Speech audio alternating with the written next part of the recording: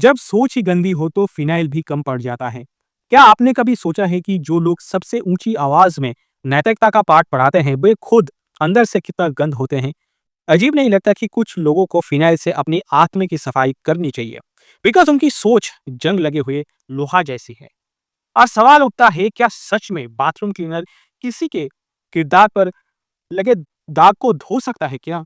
अगर ऐसा होता तो समाज में अच्छाई और बुराई की परिभाषा ही बदल जाती। फिर क्यों ना हर गलत काम करने वाले को एक बोतल फिनाइल दी जाए और कहा जाए, खुद को धो लो। लेकिन अफसोस, आत्मा के दाग बाथरूम की टाइल्स जितनी आसानी से नहीं छूटते। बाहर चमको, अंदर सड़ो, यही है आज की सफाई।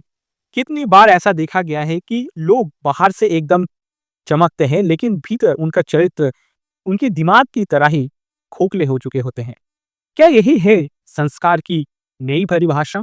जरा सोचिए, जब आपकी जुबान किसी को चोट पहुंचाती है तो क्या साबुन से उसे धोया जा सकता है क्या? फिर क्यों ना सोच बदलने की शुरुआत की जाए, क्यों ना जुबान की कड़वाहट को मिठास से धोया जाए और आत्मा की सफाई इंसानियत के साबुन से की जाए।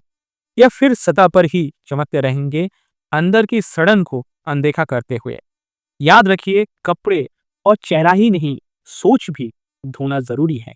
क्या होता है जब सोशल मीडिया पर कोई रोक टोक ना हो, बस बस किसी को अपनी राय देने का हक मिल जाए? क्या होता है जब एक क्रिएटर की मेहनत पर किसी का व्यक्तिगत ईगो भारी पड़ जाए? यह है कहानी आर्य वैरब और ऑकवर्ड गोट की। दो नाम, दो व्यक्तित्व और एक विवाद जो अब तक छाया हुआ है। पोटेंशियल रेपिस्ट, ये शब्द जब किसी पर बिना वजह, बिना किसी ठोस कारण के लगाया जाता है तो क्या होता है? क्या आप सोच सकते हैं कि ऐसे शब्द किसी की पूरी जिंदगी को पलट सकते हैं? और क्या ये हक है किसी को जज करने का? ऑकवर्ड गोट, जो खुद को एक थेरापिस्ट और फेमिनिस्ट कहती है, उन्होंने आर्य वैरब के कंटेंट पर पोटेंशियल रेपिस्ट का लेवल चिपका दिया, सिर्फ इसलिए क्योंकि उनके वीडियो पसंद नहीं आई। हद है ना? क्या ऐसे बयानों से समाज में कोई बदलाव आएगा या सिर्फ एक आदमी की इज्जत पर सवाल उठ जाएगा? किस मापदंड से उन्हें पोटेंशियल रेपिस्ट कहा गया? इस तरह की आलोचना ने आर्य वैरब को अपने इमेज को साफ करने के लिए एक वीडियो बनाने पर मजबूर कर दिया। क्या ये जरूरी था? क्या ये सही था? यहाँ तक कि जो लड़की उस आरोप को लगा रही है, उसके लाइक में उसे नुकसान पहुंचने के बाद भी आराम से अपना रास्ता पकड़ा और चल पड़ी। आर्य भैरव ने अपनी छवि को बचाने के लिए सफाई दी, लेकिन क्या किसी को ऐसा अधिकार है कि वो किसी की इज्जत से खेल सके और फिर शांति से आगे बढ़ जाए? क्या ये सच्चा फेमिनिज्म है या बस एक मर्द विरोधी बयानबाजी? क्या हम महिलाएं के नाम पर किसी को अनदेखा कर सकते हैं या कर देना सही है? क्या किसी की मानसिक स्थिति और प्रतिष्ठा से खेलने का हक किसी को भी है? हमारा समाज क्या चाहती है? क्या हम किसी के खिलाफ बिना सोचे समझे आरोप लगा सकते हैं क्या? यह ना केवल आर्य वैरव की लड़ाई है, बल्कि हम सभी की लड़ाई है। कभी कभी हमारी सबसे बड़ी दुश्मन हमारी अपनी राय होती है, और अब वो राय किसी और के जीवन से जुड़ती है तो वो सिर्फ एक इंसान नहीं, एक पूरी जिंदगी को पलट सकती है। कभी कभी सोचता हूँ, क्या दिमाग भी टॉयलेट बन गया है, जिसको जब मन किया आकर गंदगी कर गया, और जब सफाई करनी हो तो सिर्फ हार्पिक ही काम आता है। पर सवाल यह है, किसका दिमाग और क्यों? भाई, कुछ लोगों के विचार इतने जहरीले होते हैं कि लगता है पहले तो उनके दिमाग का डिटॉक्स होना चाहिए, और उस डिटॉक्स के लिए कोई आयुर्वेदिक जड़ी बूटी नहीं, सीधा हार्पिक ही चाहिए। मतलब इतनी सड़ चुकी है कि गंगा जल से भी शुद्धि संभव नहीं है। अब सोचिए, जब कोई सोशल मीडिया पर बैठकर बिना किसी ठोस वजह के किसी को पोटेंशियल रेपिस्ट बुला दे, तो क्या इसे मानसिक शुद्धि की जरूरत नहीं है? यहाँ कंटेंट नहीं, पूरा कंटेक्स्ट ही गायब है। किसने दिया ये ठेका कि किसी को आकर जब चाहे तब कैरेक्टर सर्टिफिकेट बांट दो? क्या सोशल मीडिया अब पंचायत बन गया है जहां कोई भी खलीसी बनकर फैसला सुना देता है? कभी सुना है, जंग में सबसे बड़ा हथियार शब्द होते हैं और सबसे बड़ा घाव भी उसी से ही होता है। पर यहाँ तो शब्दों का इस्तेमाल हथियार नहीं, सीधा परमाणु बम की तरह की जा रही है। आखिर क्यों?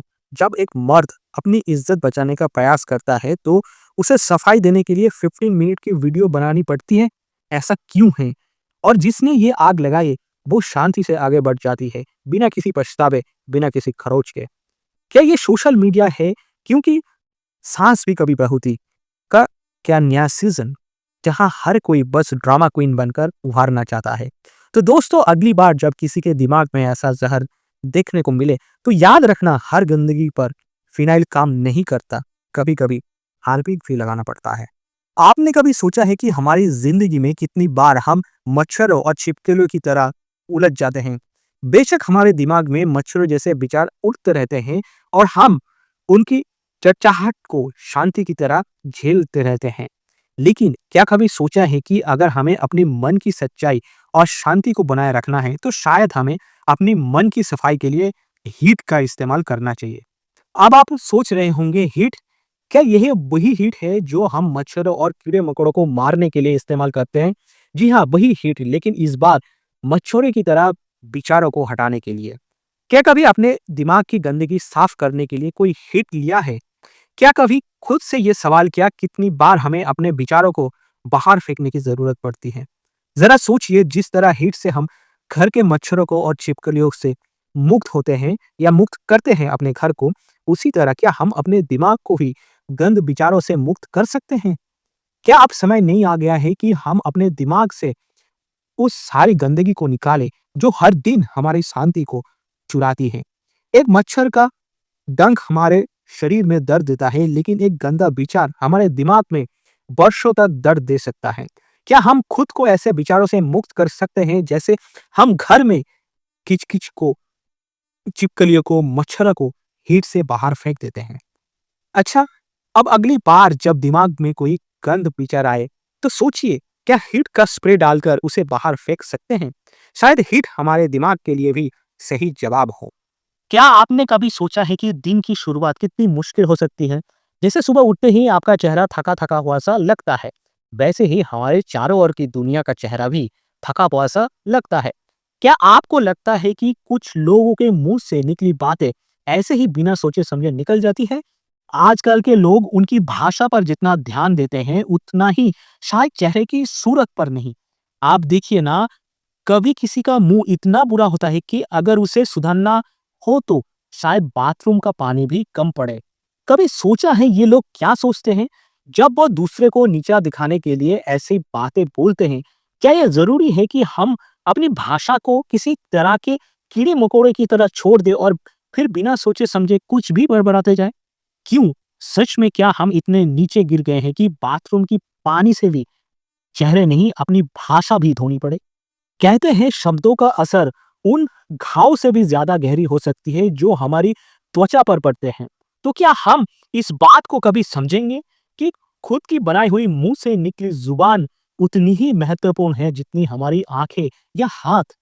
क्या हम अपनी जुबान को सुधारने के लिए एक बाथरूम की सीधी और ताजगी महसूस कर सकते हैं, ताकि हमारी हर बात मीठी हो? क्या हमें अपनी सोच की गंदगी को साफ करने का वक्त मिले? सोचिए, शायद कुछ लोगों को रोज मुंह धोने के साथ साथ अपने शब्दों को भी धोने की जरूरत है। क्या आपने कभी सोचा है कि लोग अपनी आत्मा की सफाई के लिए इतने हताश क्यों हो जाते हैं? दिन भर की भागदौड़, दुनिया की उलझने, और फिर कुछ लोग ऐसे होते हैं जो आत्म की शुद्धि के लिए फिनाइल का इस्तेमाल करना चाहिए उन्हें। क्या आप भी कभी ऐसे लोग देख चुके हैं जो सचमुच सोचते हैं कि फिनाइल से इंसान का दिल साफ हो सकता है? क्या फिनाइल से बुरा कुछ हो सकता है? या शायद यही तो असल में इनकी धार्मिक सफाई का एक तरीका है। लेकिन जरा सोचिए, अगर हम साबुन की जगह फिनाइल से अपना शरीर धोने लगे, तो क्या होगा? ये क्या पूरे शरीर को धोने से पहले ही हमारा दम घुटने लगेगा? क्या हमें कभी ये नहीं सोचना चाहिए कि जिस तरह हम अपने शरीर को साफ करते हैं, वैसे ही अपनी सोच को भी साफ करना जरूरी है? आजकल की दुनिया में कई लोग बाहर से चमकते हैं, लेकिन अंदर से जंग लगे होते हैं। क्या हमें अपने भीतर की सफाई के लिए साबुन की तरह मूल्य और सोच नहीं इस्तेमाल करनी चाहिए? किसी ने कहा था, साफ सोच से ही साफ दिल बनता है। तो क्या हम फिनाइल से सफाई करने की बजाय अपनी सोच को साफ नहीं कर सकते? क्या हम अपनी आत्मा को सुधरने के लिए भीतर से शुरू कर सकते हैं, न कि बाहर से? अगर हम हर चीज को बाहरी शुद्धता से जुटने की बजाय अपनी मानसिकता में सुधार लाए, तो शायद तब हमें फिनाइल की ज़रूरत कभी ना पड़े। क्या आप भी अपने भीतर से शुरू करेंगे या फिर बाहर से ही धोते रहेंगे? With this note, let's wrap up this video for today. Thank you guys for watching this video till the end. आपसे मुलाकात होगा नेक्स्ट वीडियो पे। Till then, bye